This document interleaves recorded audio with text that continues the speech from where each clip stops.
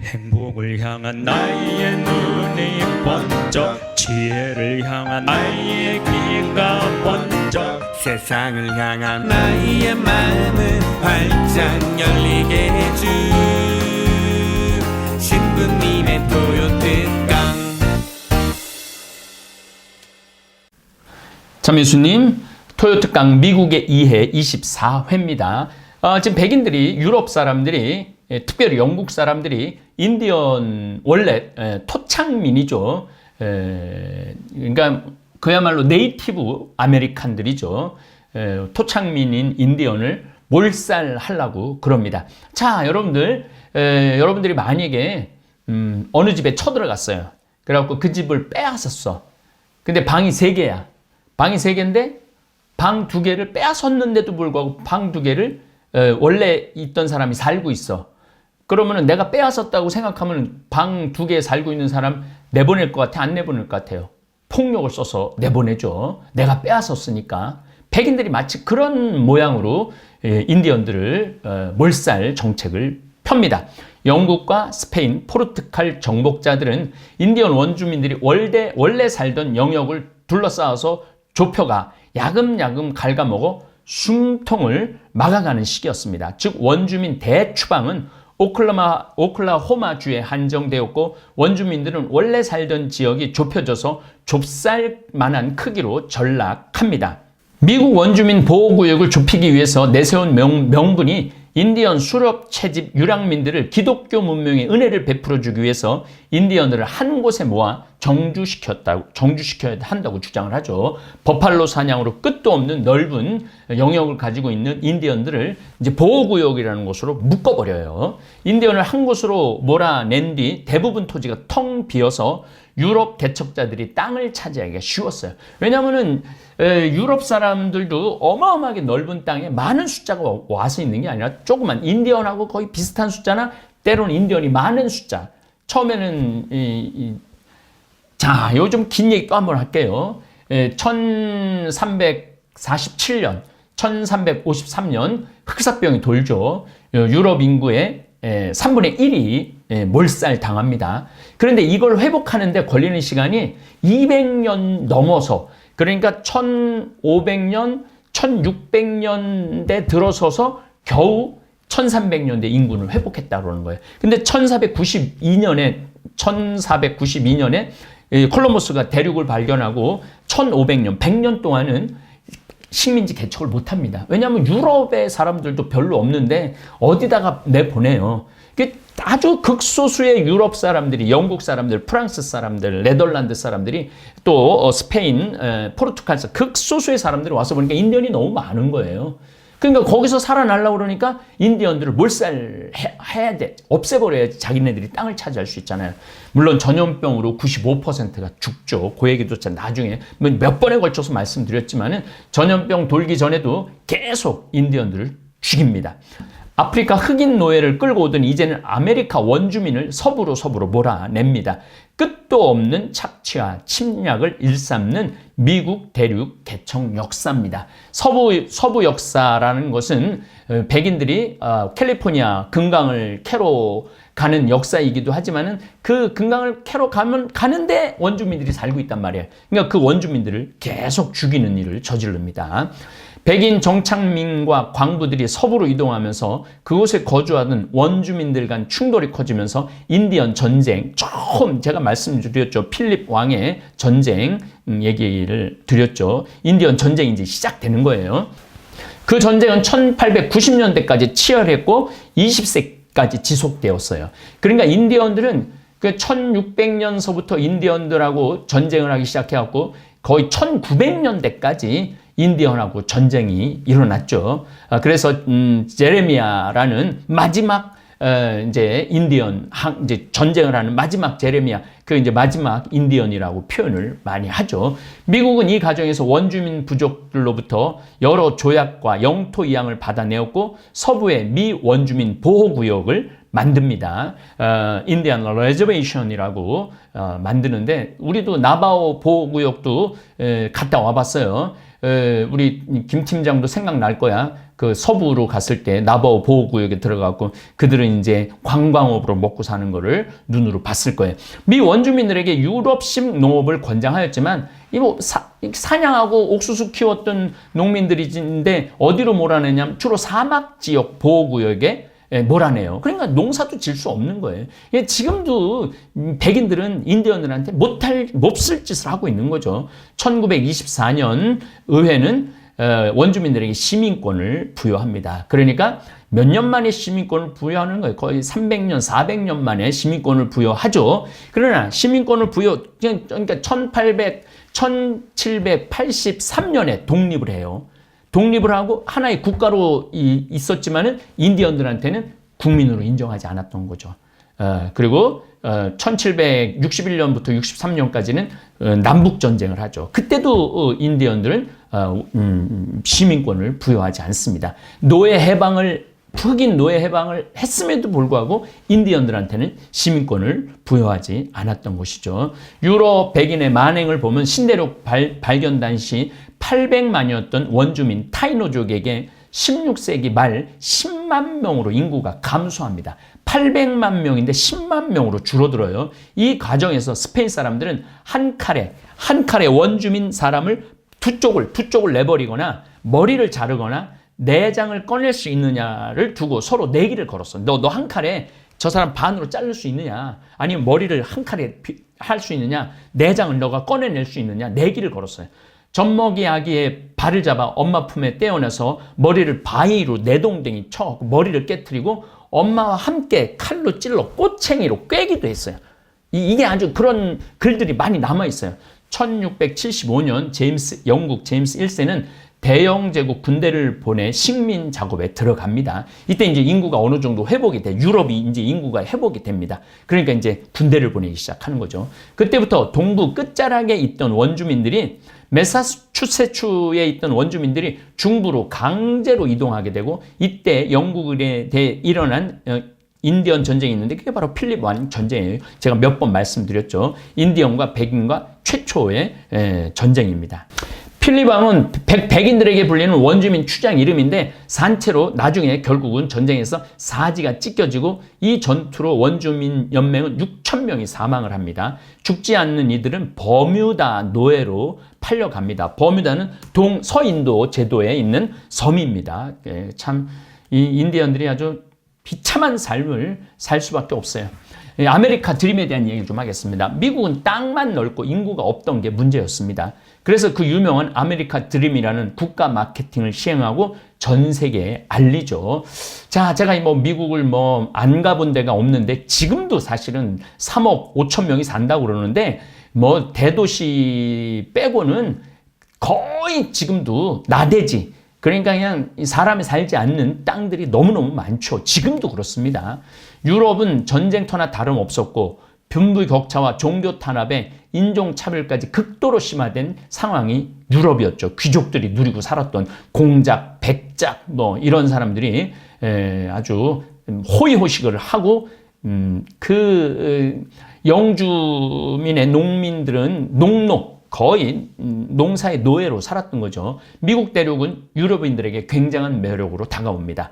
아메리카 드림 정책으로 미국은 독립 당시 300만 인구가 이민자들 덕분에 3,800만 명으로 300만이 3,800만으로 폭발적으로 상승을 합니다.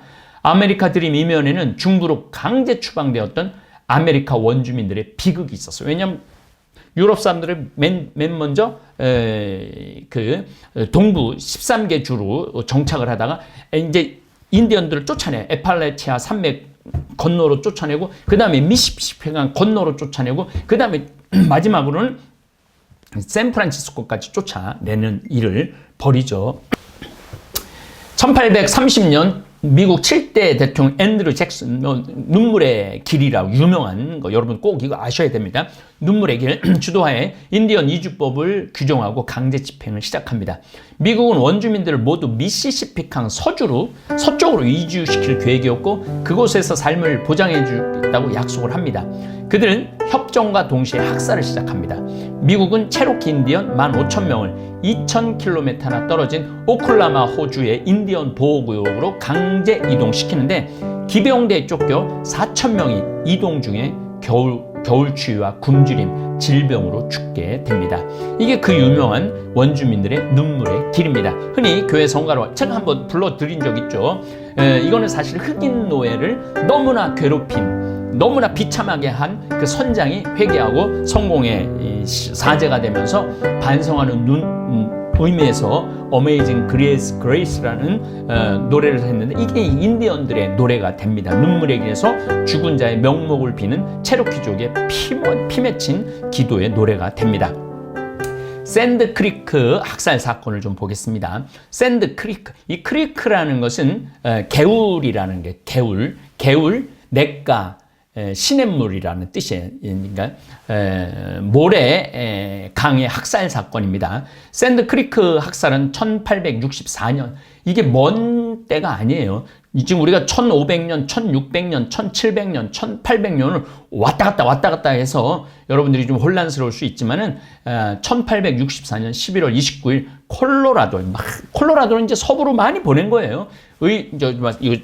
콜로라도 지도 좀 넣어줘봐요.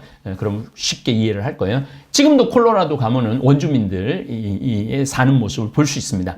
의용 기병대가 콜로라도 준주 남동부 샤이엔족과 아라파호족 부락을 공격하고 부락을 파괴하고 주민들을 학살한 사건입니다.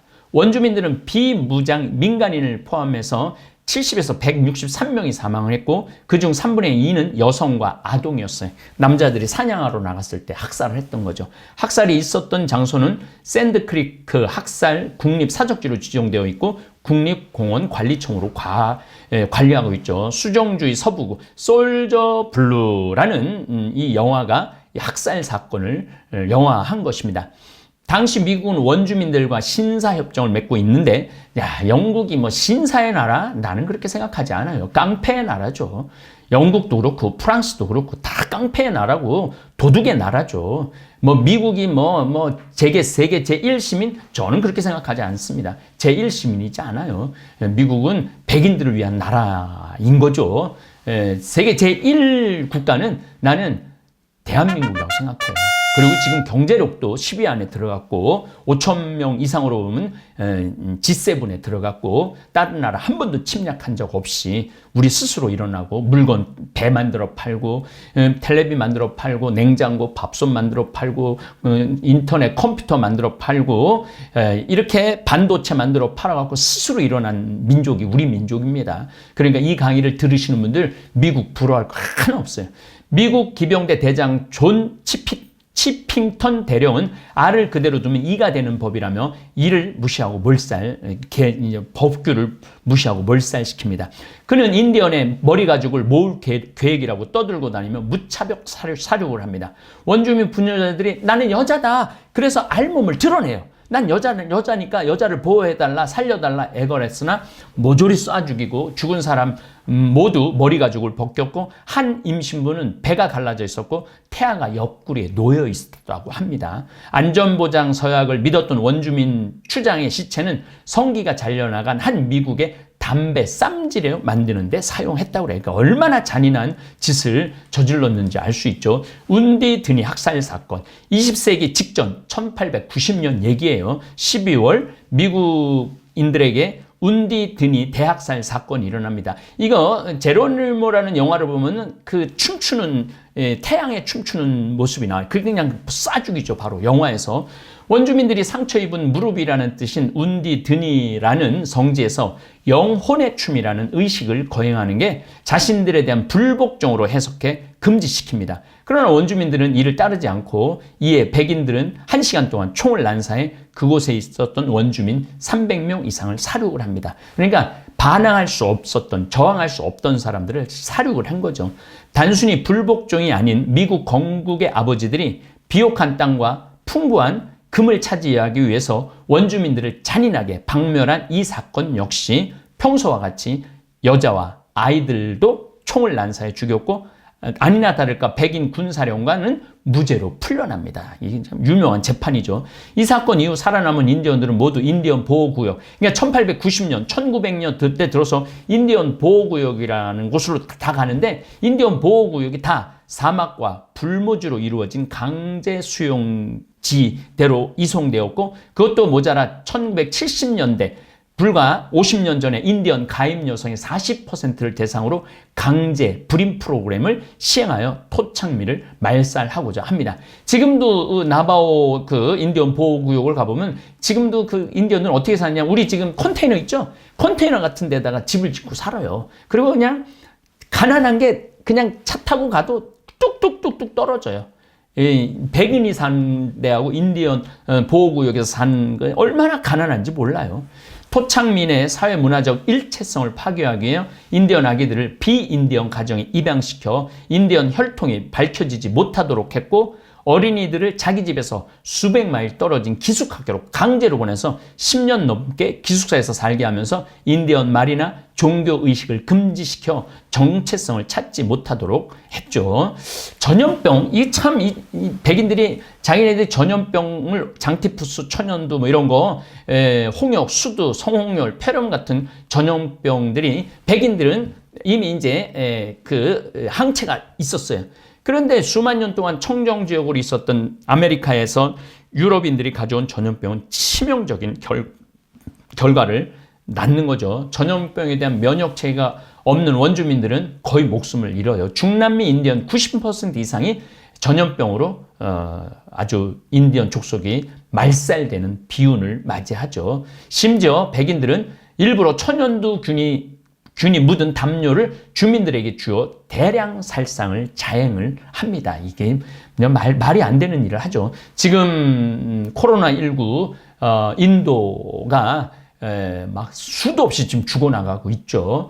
거의 1000만 명, 2000만 명 걸렸다고 그러는데, WHO에서는 5억 명 정도 걸리지 않았을까, 이런 예측을 하고 있어요. 그러니까 지금 인도는 3명 중에 1명이 지금 걸려 있는 거죠.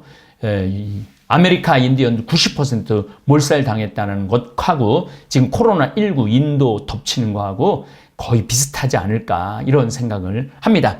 1763년 펜실베니아 피트 요새에서 영국군을 지휘하던 엠허스트 장군이 해충에게, 인디언에게 그러니까 인디언을 해충이라고 불렀어요. 에게 천연두를 퍼뜨리라는 명령을 내렸고, 그의 부하인 부켓 대령이 인디언 마을에 감염된 담요를 던져 넣습니다. 오늘날로 치면 생화학전을 벌인 거죠. 그나마 남은 인디언들은 아메리카 전역에서 학살을 당합니다. 백인들은 자신들의 행위를 정당화하기 위해 흔히 원주민들을 미개인, 야만인 또는 인간 이하의 존재로 보았어요. 사람이라고 생각하지. 흑인 노예에게 적용한 논리 그대로인 거죠. 침팬지와 인간의 수간, 이렇게 같이 잠을 자서 탄생한 존재이기 때문에 마음대로 죽여도 된다, 마음대로 짐승같이 부려도 된다, 그런 생각을 했던 거죠. 그 생각이 지금 백인들에게도 아직도 남아있는 거예요. 그래서 백인들 경찰들이 쏴주고 있는 일을 쉽게 하는 일이 이러한 역사적 전통 아래서 벌어지는 참극입니다. 북미 인디언들 역시 백인들이 묻혀온 전염병으로 급속히 줄어들고 남은 인디언들은 학살을 당하죠. 서부 개척시대는 19세기, 특히 1850년서부터 1890년까지 북아메리카의 시대 9분의 하나입니다. 요때 마차하고 끝도 없는 행군들이 가죠. 그 백인들도 이 서부까지 오는데, 동부에서 서부까지 오는데 한 90%가 죽는다고 그러죠. 올드 웨스트, 와일드 웨스트. 거기 가면은 어디가 있느냐면 데스밸리라는 데가 있어요. 이 사막인데, 끝도 없는 사막인데요. 그 신기루가 있는 거예요. 신기루. 이 사람들은 물 웅덩이인 줄 아는 거예요. 그래갖고 야, 드디어 물을 찾았다. 그래갖고 그냥 막 달려가서 봤는데 아무것도 없는 거예요. 지금도 그 데스밸리에 가면 신기루들이 굉장히 많아요. 보면 막 물 웅덩이가 저렇게 호수가 있는데 가보면 아무것도 없는 거예요. 그래갖고 어마어마한 백인들도 또한 죽죠. 그러니까 1850년서부터 1890년 서부 개척 시대 그 황금, 그러니까 골드러시 시대가 이때를 말합니다.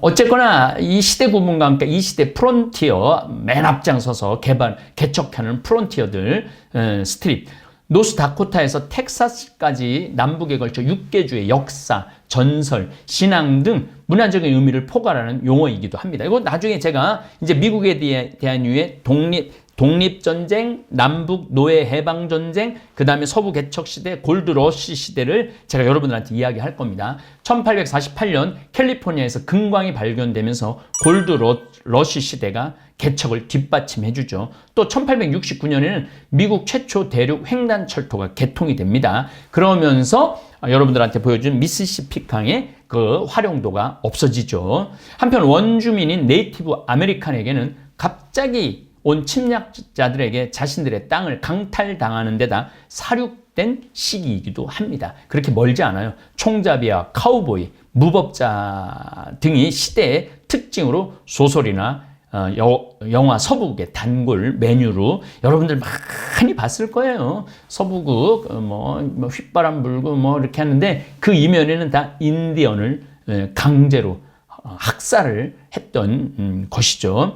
400년에 걸친 인디언의 항쟁에 대한 이야기를 드리도록 하겠습니다. 17세기 후반부터 중후반부터 뉴 잉글랜드는 몇 번이나 전염병에 시달렸어. 뉴 잉글랜드라는 건 뭐냐면은 미국 대륙에 있는 뉴 잉글랜드를 말합니다. 면역력이 없었던 인디언 수가 크게 줄어듭니다. 1670년대 뉴 잉글랜드 남부의 인구는 백인 3만 5천 명, 인디언 1만 5천 명으로 완전히 역전이 됐어요. 인디언이 막 100만 명, 200만 명 됐는데 1670년에는 완전히 인디언이 없어진 거죠. 1675년 그때까지 백인에 대해 우호적인 태도를 취해왔던 완파노아그족의 메타코멧 무리가 반기를 듭니다. 백인은 메타코멧을 지도자로 착각하고 필립 왕이라고 했어요. 그러니까 이 1600년서부터 1900년까지 싸웠으니까 400년 동안 인디언과 싸운 거죠. 이 전쟁을 필립 왕 전쟁이라고 부릅니다. 요건 이제 여러분들이 이제 외우셨을 거예요. 원파 노아그족의 공격으로 포틀랜드 등 정착존이 파괴되었고 뉴 잉글랜드가 다른 인디언 부족들을 끌어들여 그러니까 인디언들끼리 싸우는 일들을 이제 저지르는 진짜 우리나라 북한하고 남한하고 미국하고 중국 소련이 싸우게 한 거하고 똑같은 일입니다. 우리 6.25 전쟁도 그런 맥락에서 이해를 하시면 될 겁니다. 완파 노아그족도 크게 패하고 인구가 10분의 1로 줄어들죠. 18세기에 들어서 지금까지 비교적 평온했던 캐롤라이나, 노스캐롤라이나, 사우스캐롤라이나 식민지에서 인디언 반란이 일어납니다. 1711년에 시작된 터스카로라 전쟁과 그것이 끝난 후 4년 후인 1715년에 야마시 전쟁이 일어나죠. 터스카로라 전쟁에서 패한 터스카로족의 잔당은 북쪽으로 도망쳐 이로커이 5대5 이로커이 연방에 합류합니다.